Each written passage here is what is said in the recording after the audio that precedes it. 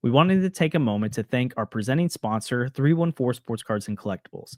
They're located at 9640 Olive Boulevard in Olivet, and they're open 10 to 5 Monday through Friday and 10 to 4 on Saturdays and Sundays. They buy, sell, and trade all sports cards and Pokemon cards, and they have the newest selections of packs, boxes, and single cards of local players and stars from around the league. Make sure you go check out 314 and let them know we sent you. Now back to our episode. On this episode of Dealing the Cards, we have a special guest joining us today, Rob Cerfolio, the new Assistant General Manager of Player Development and Performance for the St. Louis Cardinals. Today, we want to talk about a variety of topics, including his baseball journey leading up to being a part of the St. Louis Cardinals, what that transition has been like for him, and what even is player development and performance. We're going to talk about all of this and more on this episode of Dealing the Cards. Welcome back into Dealing the Cards. I'm Josh, joined by Andrew as always. We're missing Sandy today, but we are joined by a special guest. You know him as Rob Cerfolio, the new Assistant General Manager of Player Development and Performance. Rob, we're so excited to have you on today. How are you doing in your travels? Doing well, doing well. I appreciate you guys having me. Looking forward to it. Yeah, we've been really excited to jump in with this. And I know Andrew's got a question right off the bat for you, but just again, thanks for jumping on with us. We know you're a busy guy. And so we're excited to talk baseball with you. Likewise, I appreciate all you guys do to cover the group and obviously bring some of this to life for the fans. So it's always fun to chat. Yeah, it's great to have you on. Appreciate you doing this. Just to start off, for Cardinals fans who haven't met you yet, could you share a bit about your background in the game of baseball, how you got involved with the Cleveland Guardians, what roles you filled, and what roles you filled while you were over there for the last decade? Sure, yeah. Like we were joking around with before we started recording, I'll do my best not to put people to sleep because my life story isn't that cool. But yeah, so former player going all the way back, played in college, was a late round draft pick by the Dodgers, got hurt.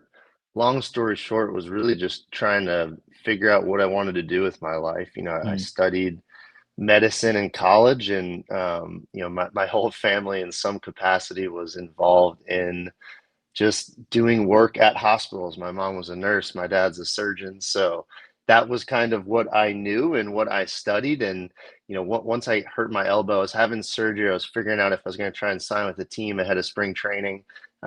Because, when you're taken in the 34th round, like I was, that tells you pretty much all you need to know about the type of investment that an organization is willing to put into you. So I just had to be realistic with what that next chapter of work was for me. And honestly, it was really dumb luck getting into baseball on this side of things for me. It started with a conversation with, former Cardinal World Series winner John Stuper, who was my head coach in college. And he had brought up the idea to me really just kind of a little bit out of nowhere. And that was the first time I ever really thought about it. And again, long story short, got in touch with a couple alumni that went to the college that I did that were working in baseball, and they kind of presented the idea to me. And I ended up applying for an internship with the Guardians. I reached out to a couple teams that I thought just were kind of quote on the cutting edge or from a strategy and development side of things. And Cleveland had a really good reputation. And I think I certainly tricked them into giving me that first opportunity as an intern. And really, I just was lucky enough to get my foot in the door and be around some awesome people, leaders, and especially just the type of intelligence that the Cleveland group has always prided themselves in hiring was really fun for me to just learn from. And I'm not sure why they kept bringing me back every year, but they did. And each year, I was able to kind of just graduate into more and more things. And that obviously led to being the farm director over there for the last 4 years and really kind of leading the minor league development for all of our players and staff, which was really fun. Was blessed to just have a lot of great teammates over there, and wouldn't trade any of that decade for anything. Working with the guys, both the players and the staff. So really proud of what we were able to accomplish over there. Yeah, and like I said, this is not boring. This is fun, and I think most people want to jump in and I'm curious for you. Does it help you relate to players more when you've kind of gone through the ringer of injuries, late round draft pick? Your story probably reflects the majority of people getting into baseball. Most people aren't the first round pick, the multi-time all-star, all that kind of stuff. And so when you're talking about player development performance, do you feel like that gives you a unique lens into the life of a baseball player that you've lived through some of those ups and downs? Yeah, it's a good question. I'd like to think so. Just I think perspective matters, right? Of just trying to put your feet in the shoes of the athlete. And a lot of times from afar, or if you're just looking at who the player is on paper, it's really easy to say, here's what this guy needs to do and why. But like, it's so important to know what makes guys tick, how they think, what are the things that they have grown up in. What's that player's background? How have they been coached to date? So I'd like to think in that way it's been helpful just to always reflect back on the type of coaching that I was given. And I think that has really helped me try and individualize things to each guy and just be able to have their perspective, or kind of my feet in their shoes, and take that angle. So that's something I've always thought has really mattered, and we've preached from how do we best connect? How do we best, help this player? That's going to look different for each and every guy. But I do think that's, maybe been helpful a tiny bit on the margins. Yeah. So you talked about that brain trust over in Cleveland, and it's well regarded within the baseball industry. And obviously, Chris Antonetti is one of the most respected executives in all of baseball. Like, he was rumored Yeah. to be a part of the Cardinals before they hired Mozeliak. Like, this is someone that the Cardinals were even interested in back in the day. Mm-hmm. Before you took the job in St. Louis, did you discuss that decision at all with him? And what kind of things did you glean from him when you're working through this process of, okay, is now the right time to jump into a different organization and a different adventure? I talked to Chris a lot. He would, excuse me, he would be on, my own Mount Rushmore of people that have influenced me, whether that's just from a baseball strategy perspective, or even honestly, more importantly, just from a leadership standpoint, like the type of character that he is, how he just models excellence in every facet of his life is pretty impressive. And, he was one of the first people I talked to when St. Louis reached out, and just picking his brain. It's obviously a guy that, like you said, is super well regarded, and that's because of what he's done and earned. And he's had a lot of opportunities, and he's had to think through those things. And so I really just wanted to tap into his experience and his expertise, kind of helping a lot of people, not just myself, consider other opportunities over his tenure in Cleveland. So definitely somebody that I picked his brain a lot ahead of this opportunity, and a ton during this opportunity. And frankly, that was one of the hardest phone calls I've ever had to make, when I told him that I was gonna take the opportunity when I was offered the job. And we were kind of in the middle of the ALCS at that point. And I'm really glad that no one had a video of me making that phone call. As there were some tears in there that I probably not want shared publicly. But I'm really thankful, and will always feel a debt of gratitude to Chris, and just how he treated me from day one, and the investment in helping me just become a better person and leader in baseball mind over that decade in Cleveland. Yeah, I mean, that's incredible. And then, I mean, you were thinking, like, I mean, as a fan or as looking from the outside, people, I mean, thinking trades, free agency, front office moves, like we all think about in terms of what's the best possible baseball move. But there's a Mm-hmm. human element of it, a family element of it, right? And so Oh yeah. when the St. Louis Cardinals first reach out to you and you're going through the process, like, what ultimately sold you on the idea that I'm going to uproot my family, move to St. Louis, and start this new adventure when you are a part of such a incredible organization, great people, great influences, you've had so much success there? What was Yeah. it about moving to the Cardinals organization that was like, I want this new challenge in my baseball career?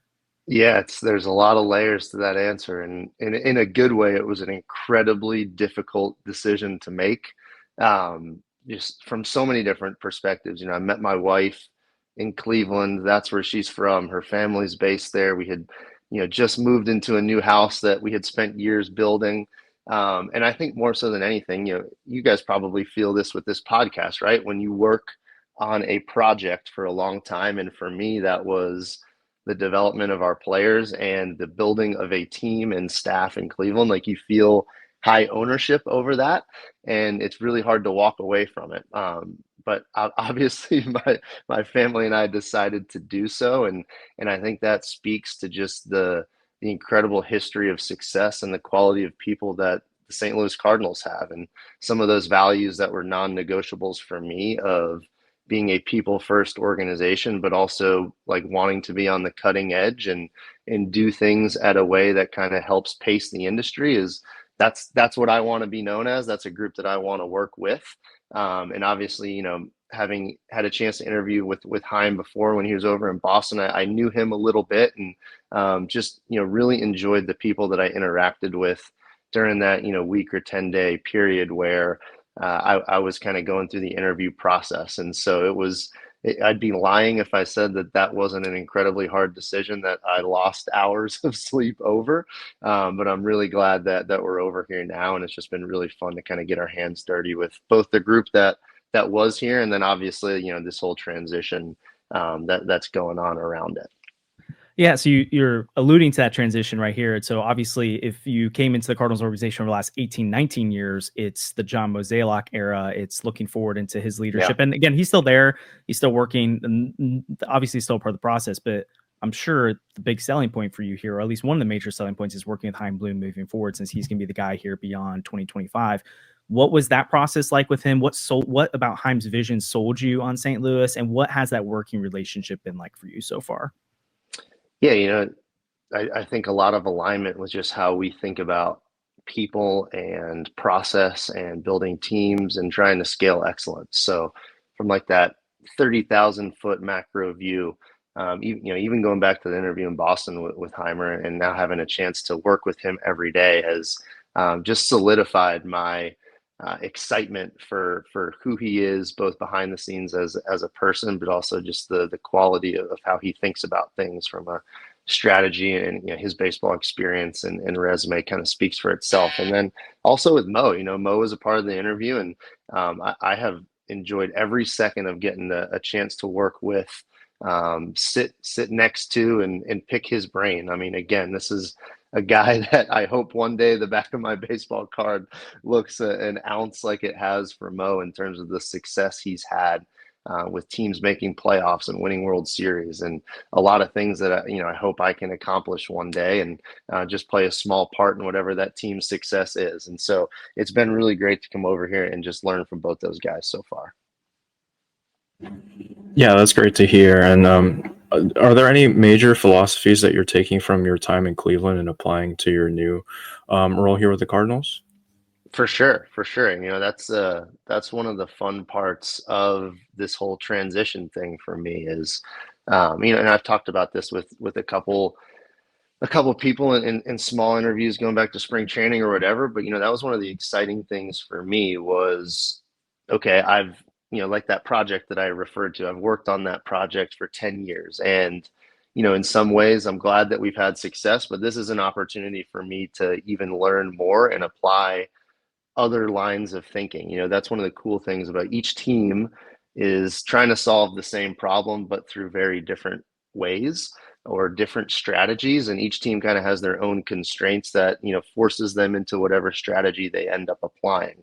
And so for me, coming over here and the opportunity to, one, just learn from the organization. Like, again, I think it's critically important to know that the St. Louis Cardinals have, and hopefully will continue to be, like a staple Major League Baseball organization that has had a lot of success. So what has led to that success? That was one of the first things I tried to uncover coming over here from the people that have been here, that will continue to be here, of what are the things that we think we're doing really well, and then where are there opportunities for me to make small tweaks that can help us be even better.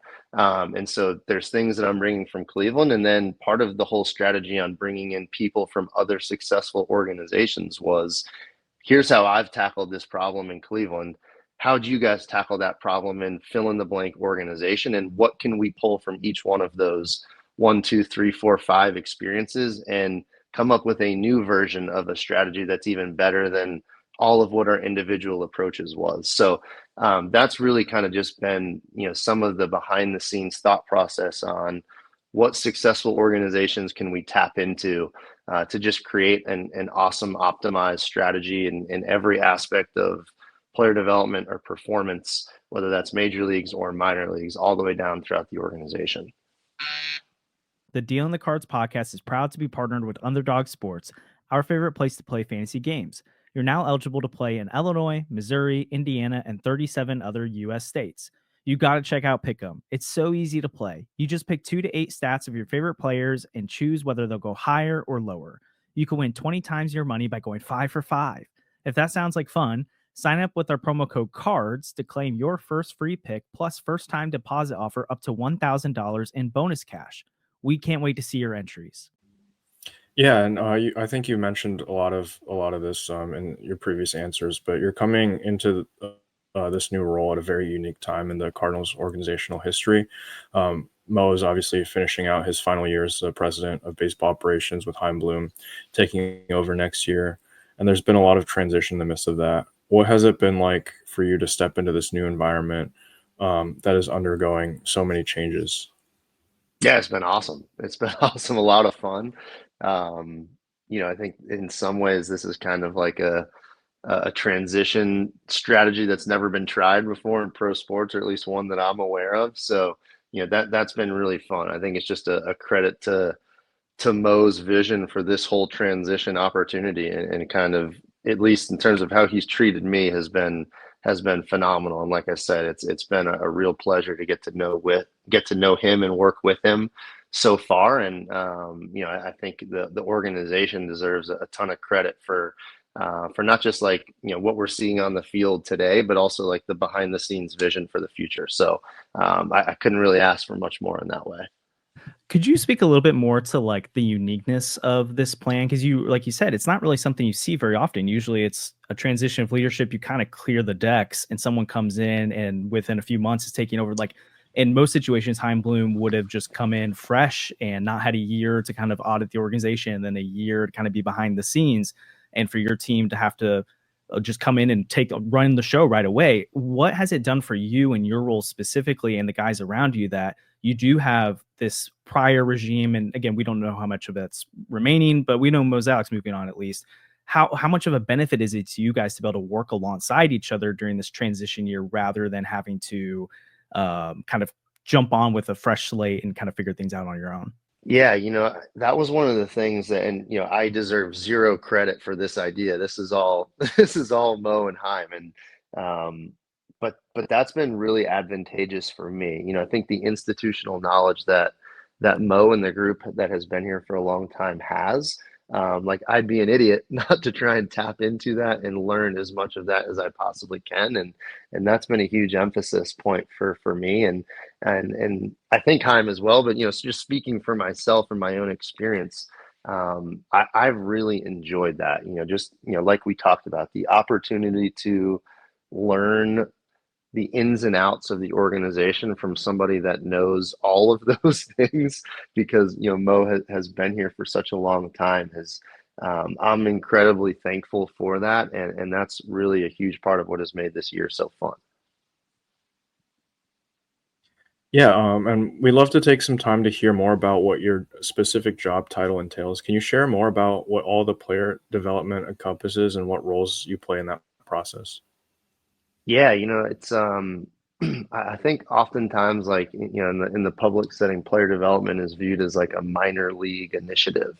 Um, and I think the best teams, whether you're spending $250 million on your payroll or $80 million on your payroll, the best organizations are finding a way to continue to develop their players, whether it's at the major league level or in rookie ball, and all areas in between. Like if you are not getting better, you're going to be passed up by the competition. So just trying to apply that perspective, and that goes all the way back to my own interview process of Ollie being a part of that and trying to learn his vision for where he wants to take the major league team, and that staff has been incredible to work with, just like the minor league staff. And we've obviously brought in some new people to kind of help with that, some new roles that weren't here in the past. But that's been really one of the fun things about this job for me. Was in Cleveland, it was like, as the farm director, you're kind of running the minor league operations, and in this AGM role, a little bit more of an expanded entire organization opportunity, and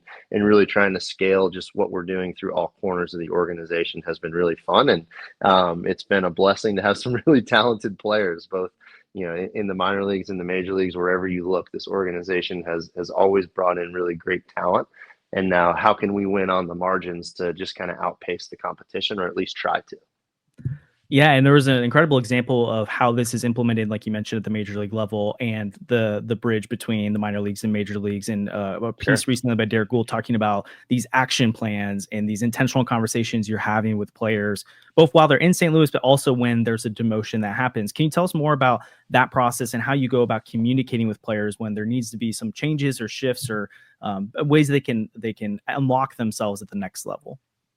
Yeah, I mean, the foundation for all that is trust, right? And relationships with the players. So, that's kind of the starting point, and just using the group around us to make informed decisions. So, I think the big thing, or, that's obviously gotten a little bit of publicity, but the main part is really just when our players are in the big leagues, whether they're there for a long time or they're kind of on the taxi shuttle from Memphis to St. Louis, is that we are all working towards the same set of objectives to best support the player.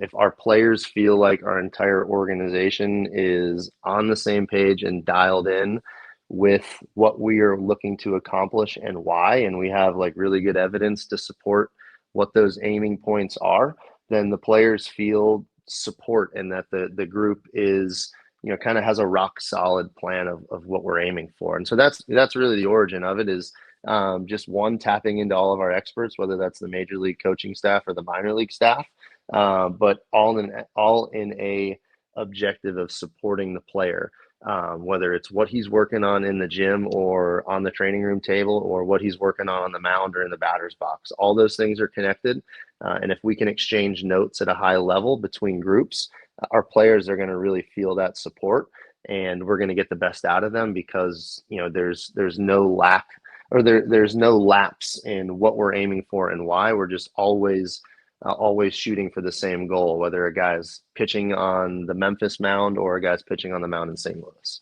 So that's really the origin of where the strategy kind of comes from, so that we are always just supporting our players candidly and trying to get the most out of them, and that our staff is all on the same page. Yeah, so when you work with a player on taking their game to the next level, what factors do you weigh when considering changing something or adding something to a player's game? For example, many pitchers have added cutters or sinkers to help counter same-sided or opposite sided hitters. How do you go about determining shifts like that in a player's game? Yeah, there's probably a whole hour podcast we could do on that question because, I think that's some of the art and science of working through a player plan, right? And the player has a huge voice in what we're aiming for, and that's always a perspective that has to be taken in. But just like anything else, it's coming up with a process.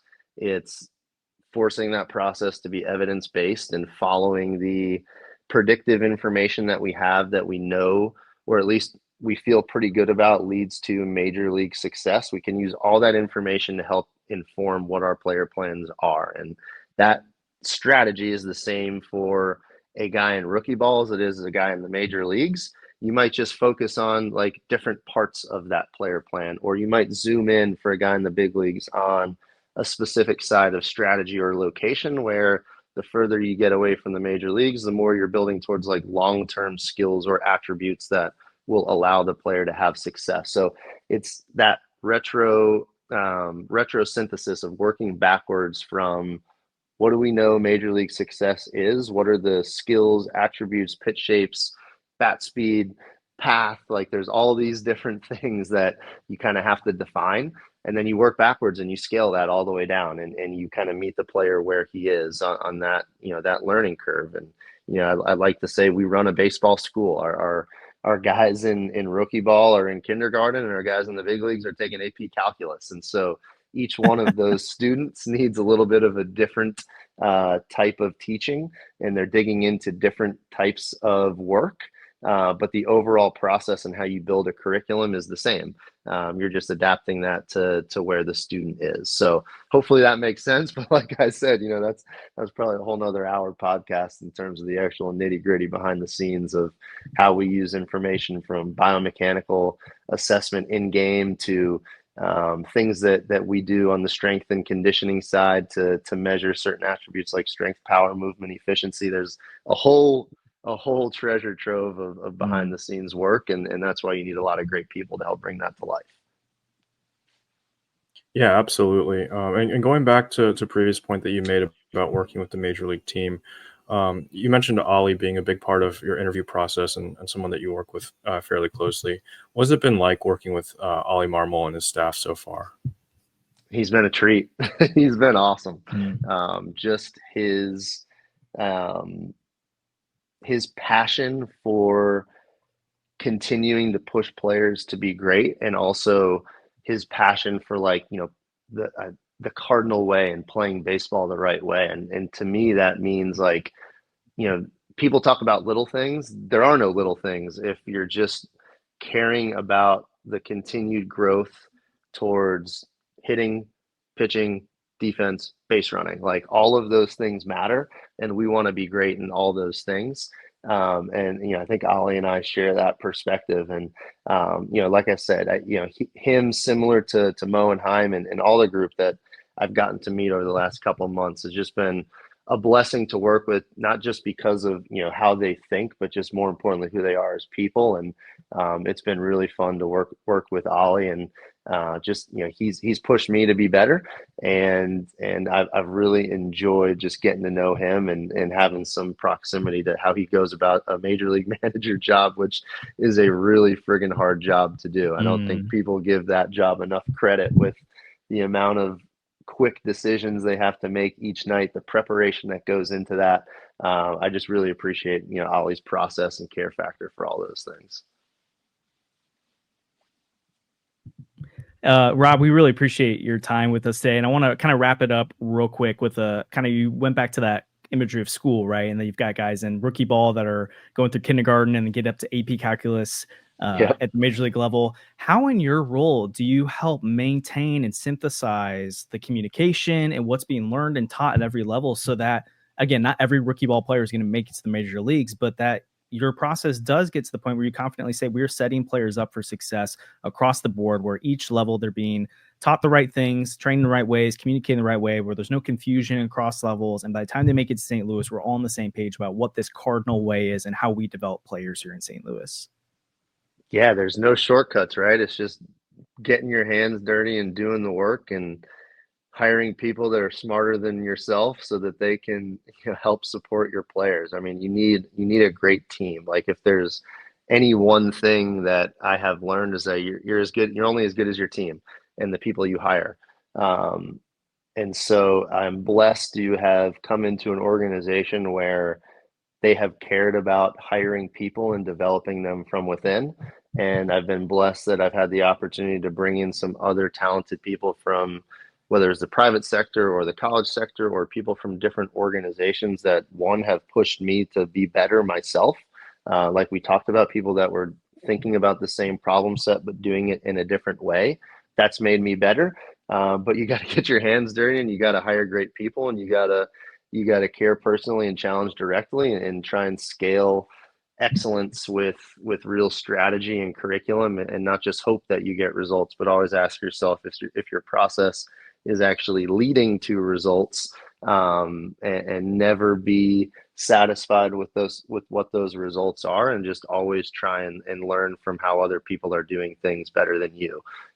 So really, that mindset of I certainly don't have all the answers, and who are other people I can bring in to help me try and find the best answers that we can come up with. Yeah. Well, Rob, again, we really appreciate your time today. Again, this is Rob Cerfolio, Assistant General Manager of Player Development and Performance for the St. Louis Cardinals. Thanks for taking some time to join us on the road today. We wish you luck the rest of the season. Obviously, your time in St. Louis here, it's been exciting to watch the changes unfold so far. And I know I can speak on behalf of most following the team right now that, A, we appreciate your time and some of this deep dive into what player development and performance looks like in the organization, and B, we're rooting for you. We're excited to see what happens in the future. Well, like I said, I appreciate your guys' time, and all you do to, kind of cover all corners of the organization. It's been fun chatting. Sorry it took so long for us to officially get here, but appreciate you guys being patient with me and dealing with my travels today. So best of luck the rest of the season. I'm sure we'll be in touch. Awesome. Thanks, Rob. Really appreciate it. And as always, this is the Deal in the Cards podcast. Like and subscribe. Helps the channel and the podcast out a ton, and we'll see you guys next time.